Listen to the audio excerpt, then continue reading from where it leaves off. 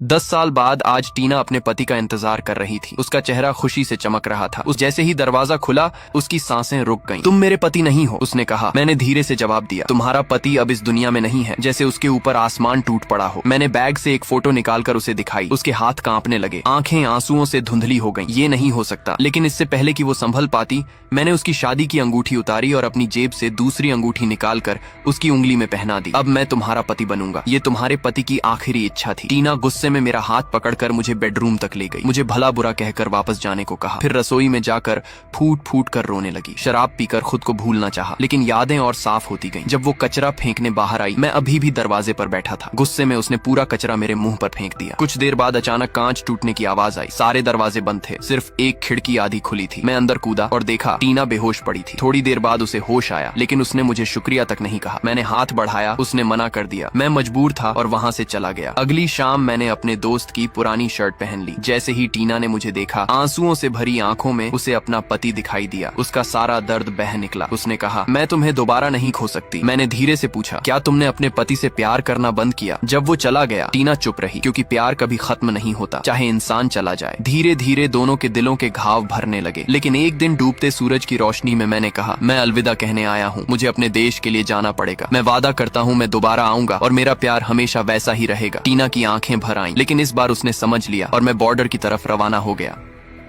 कि रात के 2:30 पर लिसा अपनी नाइट शिफ्ट खत्म करके साइकिल से घर जा रही थी। सड़क पूरी तरह सुनसान थी। तभी एक कार तेज रफ्तार से उसके पास से गुजरी। लिसा ने पीछे मुड़कर देखा तो वही कार अचानक घूमकर सीधे उसकी तरफ आने लगी। उसका दिल तेज धड़कने लगा, क्योंकि एक दिन पहले ही अचानक आगे निकल गई। लिसा ने राहत की सांस ली, लेकिन अगले ही चौराहे पर वही कार अंधेरे में खड़ी थी। ड्राइवर गायब था। तभी एक हट्टा कट्टा आदमी साइड से आया, बंदूक उसके सिर पर तान दी और अगले ही पल लिसा कार के अंदर थी। अजीब बात यह थी कि उसने चीखने या लड़ने की कोशिश नहीं की। उसने खुद को शांत रखा। आंखों पर पट्टी बंधी थी, लेकिन उसका दिमाग पूरी तरह जाग रहा था। पट्टी के छोटे से गैप से उसने कार पर लिखा एक इंग्लिश साइन देख लिया। सीढ़ियां चढ़ते वक्त उसने 22 कदम गिने। हरा कारपेट, हल्की रोशनी और लाल वाटर बेड, सब कुछ याद कर लिया। किडनैपर बड़बड़ा रहा था कि वह सभी औरतों से बदला लेना चाहता है। लिसा समझ गई कि ताकत से नहीं, दिमाग से जीतना होगा। उसने विरोध बंद कर दिया। उसने खुद को एक जिम्मेदार और समझदार लड़की की तरह पेश किया। उसने रोते हुए कहा कि उसके पिता बहुत बीमार हैं और अगर वह वापस नहीं गई तो वह मर जाएंगे। वह उसका भरोसा जीत रही थी, उसे ध्यान से देख रही थी, उसके गुस्से को पढ़ रही थी। और जब उसे बाथरूम ले जाया गया तो वह भागी नहीं। उसने वहाँ जानबूझकर अपने फिंगरप्रिंट छोड़ दिए, क्योंकि वह सिर्फ बचना नहीं चाहती थी। वह उसे सजा दिलाना चाहती थी, लेकिन उसे नहीं पता था कि असली डर अभी बाकी था। आगे क्या हुआ देखेंगे अगले पार्ट में।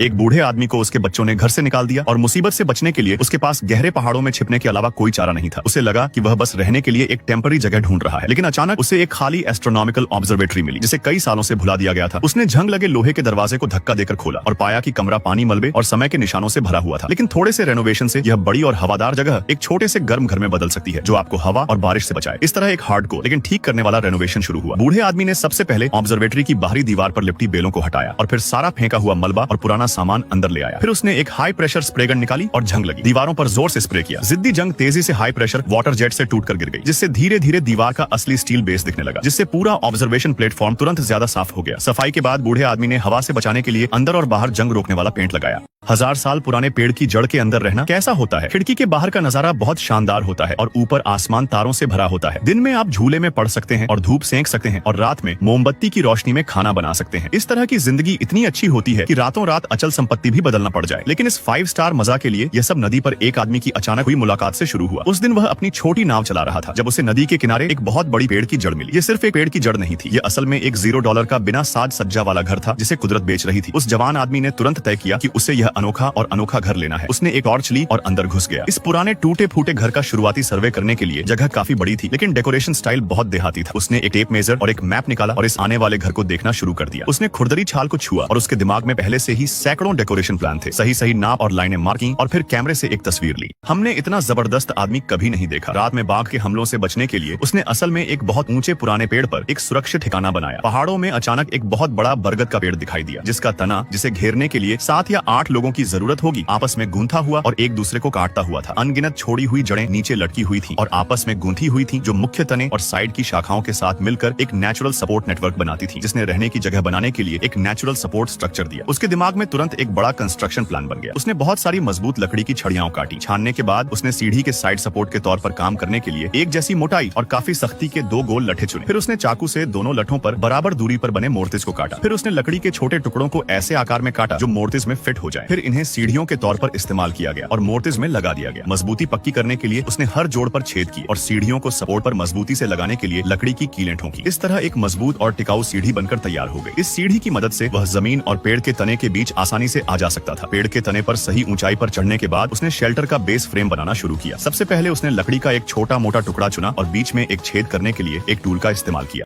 करण ने एक बड़े हादसे से साक्षी को बचा तो लिया, लेकिन जब बाहर आकर देखा तो कार का टायर पंचर था, जिसे देख दोनों बहुत ज्यादा टेंशन में आ गए। दूसरी ओर जब साक्षी की माँ उसके कमरे में आई तो एक महिला ने झूठ बोलकर उन्हें अंदर आने से रोक लिया। इधर परेशान करण ने जब एक घोड़े को देखा तो उसके दिमाग में आइडिया आया और वो साक्षी को घोड़े पर बैठाकर घर की तरफ निकल पड़ा। जब घर वालों को किसी ने बताया कि करण साक्षी को लेकर वापस आ गया है, तो सभी बाहर आ गए, जबकि साक्षी की माँ उसे देखकर हैरान थी, क्योंकि उन्हें बताया गया था कि साक्षी अंदर तैयार हो रही है। उन्हें इस बात का गम था कि उनकी बेटी उन्हें बिना बताए घर से बाहर चली गई। उन्होंने जब साक्षी से पूछा कि तुम बाहर से कहाँ से आ रही हो, जिस पर साक्षी ने झूठ कहा कि वो पार्लर गई थी। उसकी माँ ने धीमी आवाज में कहा कि तुम मुझे बताकर भी तो जा सकती थी। साक्षी ने अपनी माँ से बिना बताए जाने पर माफी मांगी। फिर पूरे रीति रिवाजों के साथ साक्षी और करण की शादी संपन्न हुई, लेकिन फिर भी साक्षी के मन में हजारों सवाल चल रहे थे। शारदा ने जब यह देखा तो उसने साक्षी को अकेले में बुलाकर समझाया कि अपनी पिछली जिंदगी को पीछे छोड़कर आगे बढ़ना ही समझदारी है। क्या साक्षी और करण इस रिश्ते को निभा पाएंगे? देख, शादी के बाद साक्षी ने करण को अपनी पिछली जिंदगी का सच बताने का फैसला किया। जब करण कमरे में आया तभी साक्षी ने उसे बताया कि शादी से पहले मेरा एक प्रेमी था और मैं उसके साथ भागने वाली। करण को जब सच्चाई पता चली तो उसके पैरों तले जमीन खिसक गई। वह बिना कुछ बोले ही वहाँ से निकल गया और बाहर आकर खुश होते हुए सोचने लगा कि साक्षी किसी और से प्यार करती है, मतलब ये शादी चल ही नहीं सकती। वह सीधा अपनी माँ के पास गया, इस उम्मीद से कि जब शारदा को ये बात पता चलेगी तो वह तुरंत शादी तोड़ देगी। लेकिन जब करण ने शारदा को सारी सच्चाई बताई तो वह हंसने लगी। अपनी माँ को इतनी सीरियस बात पर हंसता देख करण हैरान था। उसने तुरंत शारदा से हंसने का कारण पूछा। उसने बताया कि मुझे साक्षी की सच्चाई पहले ही पता है। जब यह बात करण ने सुनी तो वह हैरान रह गया। शारदा ने बताया कि साक्षी जिस दिन घर से भागी थी उसी दिन वह मुझे पहली बार मिली। साथ ही करण को समझाया कि तुम बहुत भाग्यशाली हो जो तुम्हें साक्षी जैसी लड़की मिली, वह तुम्हारा साथ कभी नहीं छोड़ेगी। लेकिन करण ने ठान लिया कि वही में जाकर कुछ मीठा बनाने को कहा, लेकिन साक्षी को कुछ बनाना ही नहीं आता, सिर्फ नूडल्स के सिवा। तब शारदा ने उसे समझाया कि तुम्हें जो आता है प्यार से वही बना दो। शारदा की बात मानकर साक्षी ने नूडल्स बनाकर जब सभी को परोसा तो वह सभी को बहुत पसंद आया। उसी समय करण भी आ गया। शारदा और बाकी घर वालों ने साक्षी से करण को अपने हाथों से खाना खिलाने को कहा, लेकिन करण बिना खाना खाए ही वहाँ से चला गया। फिर थोड़ी देर बाद साक्षी की माँ भी जाने के लिए तैयार हो गई। उन्होंने साक्षी को आखिरी बार अलविदा किया और चली गई। इधर शारदा ने साक्षी को अपनी कबूतर दोस्त से मिलाया, जिनसे मिलकर साक्षी को बहुत अच्छा लगा। दूसरी ओर करण की बहन के पास उसकी फ्रेंड का फोन आया जो आज उससे मिलने उसके घर आने वाली है। लेकिन शारदा को पढ़ना लिखना नहीं आता, इसलिए कहीं उसके बेइज्जती ना हो जाए उसने साक्षी और शारदा से झूठ बोलकर फैक्ट्री जाने को कहा। शारदा ने उसकी बात मानी और साक्षी के साथ फैक्ट्री आ गई। जब साक्षी ने देखा कि यहाँ पूरी फैक्ट्री का नाम ही शारदा के नाम पर है तो उसे बहुत अच्छा लगा। लेकिन जब वह अंदर गई तो गार्ड ने शारदा को पहचानने से इनकार कर दिया और रजिस्टर पर साइन करने को कहा, जिससे शारदा को बहुत बुरा लगा। लेकिन उसी समय मैनेजर ने आकर उसे बताया कि ये इस कंपनी की मालकिन। तब गार्ड ने उससे माफी मांगी और अंदर जाने दिया। आगे फैक्ट्री में आने के बाद शारदा ने मैनेजर से उस साड़ी के बारे में पूछा जिसके बारे में लता ने बताया था। मैनेजर ने जब साड़ी साइड से निकाली तो साक्षी को संदेह हुआ कि इतनी इंपॉर्टेंट साड़ी को लता दीदी ने कोने में क्यों रखा, लेकिन फिर भी उसने ज्यादा गौर नहीं किया और साड़ी को तैयार करने में शारदा की मदद करने लगी। थोड़ी ही देर में दोनों ने मिलकर साड़ी को तैयार कर दिया और घर वापस आ गईं। जब लता ने देखा कि दोनों इतनी जल्दी वापस आ गई हैं, तो उसने तुरंत जाकर दोनों को वहीं रोक लिया ताकि शारदा उसकी फ्रेंड से ना मिल पाए। दरअसल लता को डर था कि उसकी फ्रेंड को जब पता चलेगा कि उसकी माँ पढ़ी लिखी नहीं है तो उनके सामने उसकी इमेज खराब हो जाएगी। लता के पूछने पर शारदा ने बताया कि मैंने साड़ी को तैयार करके क्लाइंट को भी भेज दी। फिर जब शारदा लता की फ्रेंड से मिलने जाने लगी तो उसने उसे रोक दिया और उसकी फ्रेंड के लिए नाश्ता बनाने को बोला। लता को देखकर साक्षी को कुछ गड़बड़ लगने लगी। थोड़ी देर बाद लता रसोई में आई और शारदा पर गुस्सा करते हुए कहा कि आपको साड़ी क्लाइंट को भेजने से पहले मुझसे पूछ तो लेना। लता को अपनी माँ से इस तरह बात करते देख साक्षी हैरान थी। उधर लता की बातों से शारदा को बहुत ज्यादा बुरा लगा। इधर साक्षी जब कमरे में गई तो उसे देखकर करण बाहर चला गया। आगे की कहानी देखने के लिए कमेंट बॉक्स में नेक्स्ट पार्ट लिखना ना भूलें। 7 परियां धरती पर नहाने के लिए उतरी। जब वे नहा रही थीं, तभी एक हिरण ने उन्हें देख लिया। हिरण ने एक परी का उड़ने वाला दुपट्टा चुरा लिया और भाग गया। जब परी पानी से बाहर आई तो उसे पता चला कि उसका दुपट्टा गायब है। वह बहुत परेशान हो गई क्योंकि उसके बिना वह स्वर्ग वापस नहीं जा सकती थी। उसने घबराकर हर जगह तलाश किया। उसकी बाकी 6 बहनों ने भी दुपट्टा ढूंढने में मदद की, लेकिन कहीं नहीं मिला। तभी अचानक आसमान से एक इंद्रधनुष उतरा। वही इंद्रधनुष स्वर्ग जाने का रास्ता था। 6 परियां उस पर चढ़कर स्वर्ग लौट गयी, लेकिन सबसे छोटी बहन दुपट्टा न होने के कारण वापस नहीं जा सकी। एक एक करके 6 परियां आसमान में गायब हो गयी। सबसे छोटी बहन अकेली रह गई। कुछ करने को न होने पर वह रोने लगी। उधर हिरण घर गया और अपने मालिक को बुलाने की कोशिश करने लगा। मालिक उसकी बात समझ नहीं पाया तो वह उसके पीछे पीछे चला। लड़का नदी किनारे पहुंचा और उसने एक बहुत सुंदर लड़की को पत्थर पर बैठकर रोते हुए देखा। वह उसके पास गया। उसे देखकर परी डर गई और पीछे हट गई। उसकी घबराहट देखकर लड़के ने कहा, मैं बुरा इंसान नहीं हूँ, तुम यहाँ अकेली हो इसलिए मैं मदद करना चाहता हूँ। लड़की पूरे जंगल में अकेली थी इसलिए उसके पास उस पर भरोसा करने के अलावा कोई रास्ता नहीं था। लड़के ने पूछा, तुम यहाँ अकेली क्यों हो? परी ने बिना कुछ छिपाए सच्चाई बता दी, मैं भगवान की बेटी हूँ। मेरे पिता हमेशा धरती की सुंदरता के बारे में बताते थे, इसलिए हम सब यहाँ उसे देखने आए थे। लेकिन नहाते समय मेरा दुपट्टा खो गया और उसी वजह से मैं नहीं थी, इसलिए वह उसके साथ चली गई। जब वे घर पहुंचे तो लड़के की माँ ने उसे अपने बेटे की दुल्हन समझ लिया। लड़के ने धीरे से अपनी माँ को परी के बारे में सब कुछ समझाया, लेकिन लड़की इतनी सुंदर थी कि माँ उसे अपनी बहू के रूप में सोचने लगी। चारों तरफ देखकर लड़की को समझ आया कि लड़के का परिवार बहुत गरीब है, इतना गरीब कि घर में 3 सही बिस्तर भी नहीं थे। लड़के ने अपनी माँ और लड़की को अंदर सुला दिया और खुद बाहर सो गया। अगली सुबह लड़का परी का दुपट्टा ढूंढने के लिए पहाड़ों पर चला गया। उसने लड़की को कुछ खाना दिया और फिर काम पर चला गया। इस बीच बकरियां और हिरण भी उस लड़की को अपने मालिक की होने वाली दुल्हन मानने लगे। उस शाम लड़के की माँ ने लड़की को एक कपड़ा दिया। जब उसने उसे पहना तो ऐसा लगा जैसे वह उसी के लिए बनाया गया हो। बारिश की आवाज सुनकर लड़की बाहर गई और देखा कि लड़का भीगते हुए टूटी हुई चीज ठीक कर रहा है। उसके हाथ पर चोट देखकर उसने प्यार से पट्टी बांध दी। उधर स्वर्ग में राजा बहुत चिंतित था क्योंकि उसकी सबसे छोटी बेटी धरती पर अकेली थी। गुस्से में उसने अपने सेनापति से कहा, अगर तुम मेरी बेटी को वापस नहीं लाए तो तुम कभी स्वर्ग नहीं लौटोगे। लड़की को खोजते खोजते सेनापति आखिरकार उसे ढूंढ ही लिया। लड़का और परी साथ में बहुत खुश दिख रहे थे, जैसे वे एक दूसरे के लिए बने हों। लड़का शांति से एक पत्थर पर बैठा था। तभी सही समय पर सेनापति आया। उसने जबरदस्ती दुपट्टा लड़की को पहनाया और उसे अपने साथ स्वर्ग ले गया। यह 2 औरतें 3 दिनों से रेगिस्तान में फंसी हुई थी। आज आखिरकार उन्हें एक जगह मिली जहां वो थोड़ा आराम कर सकती थी, लेकिन उन्हें नहीं पता था कि खतरा उनकी तरफ बढ़ रहा है। अचानक एक शिकारी कुत्ता वहां आ पहुंचा। छोटी बेटी छवि उसे देखकर डर गई, जबकि माँ दीपा थकान के कारण पहले ही सो चुकी थी। शायद उस कुत्ते को भी दया आ गई। उसने दोनों को देखा और चुपचाप वहां से चला गया। किस्मत से बची दोनों फिर आगे बढ़ने लगी। कुछ दूर जाने पर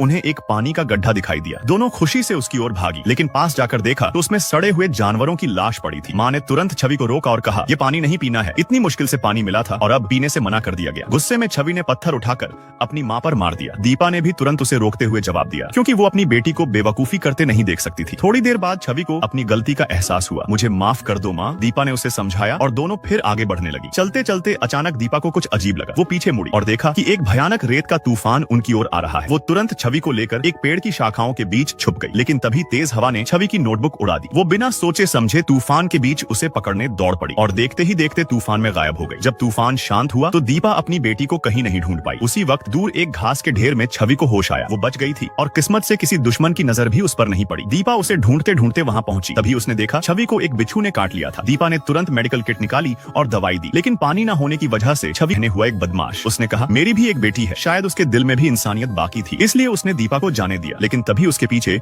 एक बूढ़ा आदमी आ गया। उसने गुस्से में कहा, मैंने लड़कियों और बच्चों को छोड़ने का आदेश नहीं दिया था। वो बंदूक निकालकर उस आदमी को मारने ही वाला था। तभी दूर से आई दीपा ने गोली चलाकर उस बूढ़े को गिरा दिया। इसके बाद दीपा ने दुश्मनों की गाड़ी उठाई और वापस जाकर अपनी बेटी को साथ लिया। आखिरकार दोनों इस खतरनाक रेगिस्तान से सुरक्षित बाहर निकल गईं। चोरों का एक शातिर गिरोह लोमड़ी शेर का भेष बनाकर एग्जीबिशन में घुसता है। उनका निशाना होती है मशहूर अभिनेत्री एनी और उसका बेशकीमती हीरे का हार। एक चोर चुपचाप खाने में 3 बूंद दवा मिलाता है और वही खाना एनी को परोस दिया जाता है। इसी दौरान गिरोह के दूसरे साथी टॉयलेट में घुस जाते हैं और एक एक करके सभी केबिन अंदर से लॉक कर देते हैं ताकि लगे कि सब भरे हुए हैं। बस एक केबिन जानबूझकर खाली छोड़ा जाता है। थोड़ी देर बाद खाना खाते ही एनी की तबीयत अचानक बिगड़ जाती है और वह तेजी से टॉयलेट की ओर दौड़ती है। उसे जरा भी अंदाजा नहीं होता कि वह चोरों के जाल में फंस चुकी है। पीछे उसका बॉडीगार्ड आता है, लेकिन लेडीज टॉयलेट का बोर्ड उसे अंदर जाने से रोक देता है। तभी एक चोर नकली चिंता दिखाते हुए बॉडीगार्ड के पास आता है और उसी पल उसकी नजर हटते ही उसके गले से अरबों का हीरे का हार चुरा लेता है। इसके बाद वह हार चुपचाप एक सर्विस बॉय की ट्रे में रख देता है। बेचारा सर्विस बॉय कुछ समझ ही नहीं पाता और अनजाने में वह हार डिश वॉश करने वाली लड़की तक पहुंचा देता है। हीरा साफ होते ही वह लड़की तुरंत स्टोर रूम में घुसकर दरवाजा बंद कर लेती है। अंदर पहले से तैयार मशीन और औजार होते हैं। वह हार को छोटे छोटे